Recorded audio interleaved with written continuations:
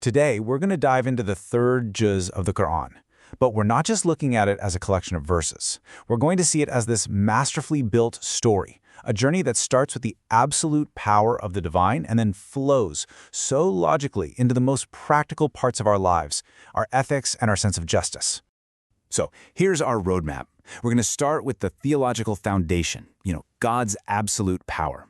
Then we'll see how that directly shapes financial ethics. From there, we'll get into the nitty-gritty of legal frameworks for trust, face the reality of our own human limits, and then finally, we'll see how this whole thing connects to a single universal message. All right, so first things first. Our journey has to begin by setting the stage by establishing the one core principle that everything else in this juz is built upon, the absolute, all-encompassing power of the Creator. And the juz kicks off with something truly monumental. Ayat al-Kursi, the throne verse.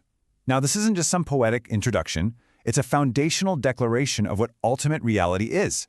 It sets the entire tone for every single piece of guidance that comes after it. So, you might be wondering, why is this verse considered the greatest? Well, it's because it gives us the most complete definition of the divine. It contains what scholars have identified as Allah's greatest name, Al-Hayy Al-Qayyum. That means the one who is eternally living and who sustains all of existence without ever needing anything himself. It's a powerful concept. And the verse breaks down what this absolute power actually means. God is eternally vigilant. He never sleeps. His knowledge is total, covering everything that has ever happened and everything that ever will. And his authority, which is symbolized by the footstool, is just beyond our ability to comprehend. The main takeaway here is the establishment of a king whose power is perfect, absolute, and always constant. Now here's what's so amazing. What logically follows from this absolute power? Well, right after this massive declaration of ultimate authority comes a declaration of ultimate freedom. Because God's truth is presented as self-evident, there's just no need for compulsion. The path is made crystal clear, and the choice, well, that's left to us. Okay, so once that theological foundation is laid, the narrative makes this really fascinating shift. It moves to how we, as human beings, should manage the resources that God provides. This is where theology gets translated directly into economic justice.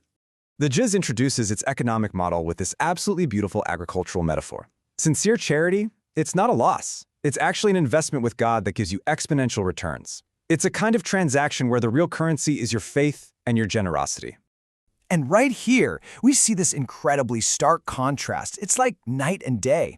On one side, you have charity, which builds up society and is described as a loan to God himself. But on the other side, you have usury, or riba, which is shown as something exploitative and destructive.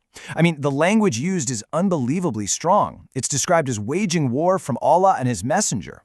And let's be clear, this isn't a minor point. The prohibition of usury is so central that classical commentators, scholars like the great Al-Qutubi, they wrote pages and pages on it. They saw it not just as a sin, but as a force that fundamentally rots the social and economic fabric of a community. So we've gone from these high-level principles of economic ethics, and now the juz zooms right in, getting into the practical, legal mechanics you need to actually uphold them. Because if you're going to build a just economy, you've got to have a system of trust. This brings us to a single verse, 282. And what's so remarkable about this verse? It is the longest verse in the entire Qur'an. And what is its subject? The importance of writing down a contract when you take on a debt. The verse lays out this incredibly precise step-by-step framework for financial dealings. It commands that debts be written down. It says the debtor should be the one to dictate the terms, which prevents exploitation. And it insists that the agreement has to be witnessed to ensure accountability.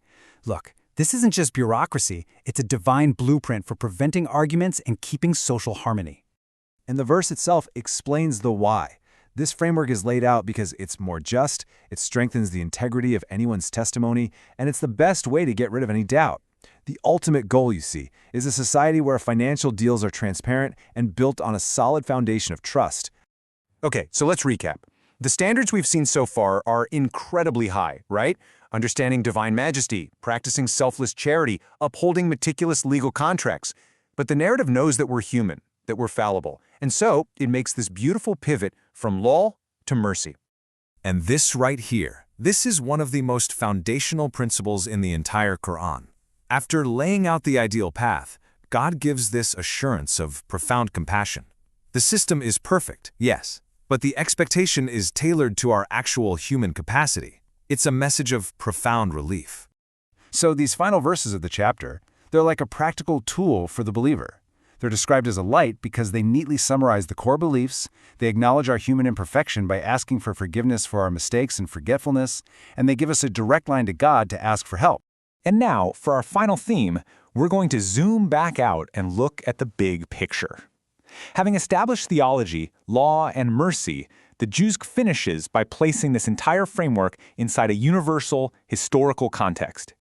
As the Jews transitions into the next chapter, Surah Ali Imran, it immediately reinforces this idea that this message isn't some break from the past. No, it's presented as a continuation, a confirmation of the essential truths that were revealed before. So this slide really brings home that final unifying message. The Qur'an is positioned as something that affirms the core truths found in the Torah and the Gospel.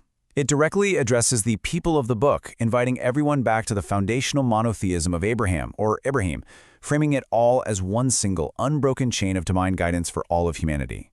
So think about that journey from the throne of the divine all the way down to the ink on a contract. Juz 3 presents this holistic vision for a just and God-conscious life.